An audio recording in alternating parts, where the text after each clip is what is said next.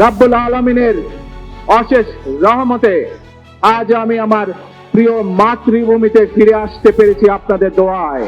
25 December বাংলাদেশের রাজনৈতিক ইতিহাসে একটি গুরুত্বপূর্ণ দিন হিসেবে চিহ্নিত হলো।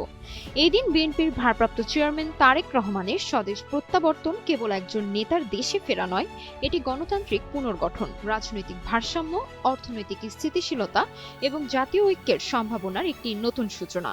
90 স্বৈরাচারের বিরুদ্ধে এদেশের জনগণ, এদেশের খেটে খাওয়া মানুষ তাদের গণতান্ত্রিক অধিকারকে ছিনিয়ে এনেছিল।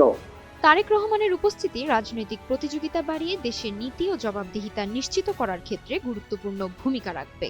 আমরা চাই সকলে মিলে এমন একটি বাংলাদেশ গড়ে তুলব আমরা, যেই বাংলাদেশের স্বপ্ন একজন মা দেখেন, অর্থাৎ একটি নিরাপদ বাংলাদেশ আমরা গড়ে তুলতে চাই। বাংলাদেশে আজ যেখানে মুদ্রাস্ফীতি, কর্মসংস্থান সংকট ও ব্যাংকিং খাতের দুর্বলতার মুখোমুখি, সেখানে রাজনৈতিক ভারসাম্য ফিরলেই অর্থনীতির ভিত শক্ত হবে।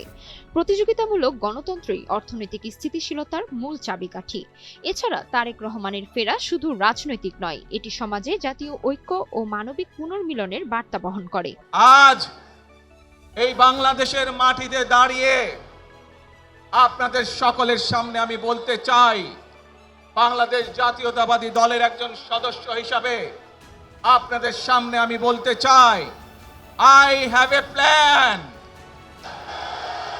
for the people of my country, for my country.